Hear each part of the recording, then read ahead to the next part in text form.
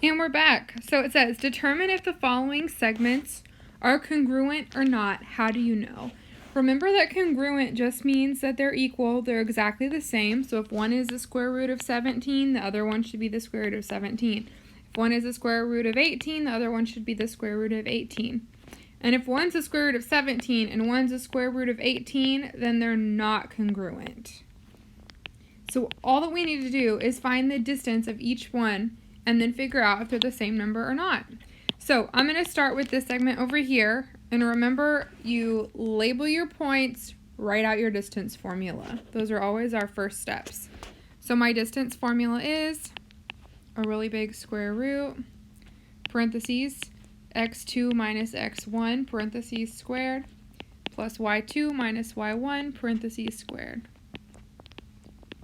And now I'm going to label my points. It doesn't really matter which one you make x1, y1 or x2, y2. Just remember it has to go in the order of x, y, x, y. And I like to just do 1, 1, 2, 2. And now I'm going to plug in because I have these 4 spots.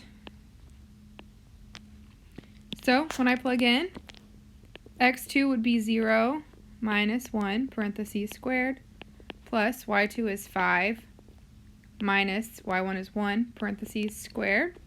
Remember, I have a really big square root over that. If I can draw a square root. 0 minus 1 would be negative 1 squared, plus 5 minus 1 would be 4 squared. And then remember, I'm following the rules of PEMDAS, so that's why I did parentheses first, exponents second.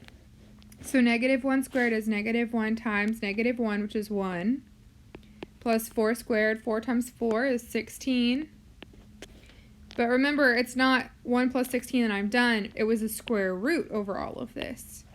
So the distance for this first segment is the square root of 17. Kind of crazy that I used those numbers earlier. Did not realize that. So if I know that the distance from J to K is 17, the square root of 17, my bad. If L to M is congruent, then it should be the square root of 17. So I'm going to go through the same process again, labeling everything.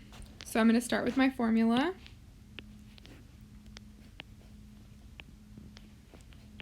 Really big square root.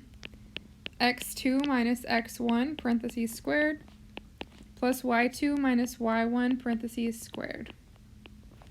Labeling my points, x1, y1, and x2, y2. And then I'm just going to start plugging things in. So x2 would be negative 3 minus 1, parentheses squared, plus y2 is 2 minus 1, parentheses squared. And now I'm going to go through and finish out this problem. And let's see what we get. I get the square roots, negative 4 squared plus 1 squared. Negative 4 squared would be negative 4 times negative 4, which is positive 16, plus 1 squared is 1 times 1, which is 1. That's the square root of that. So the distance of this one is also the square root of 17. So are they congruent? Yes. How do you know?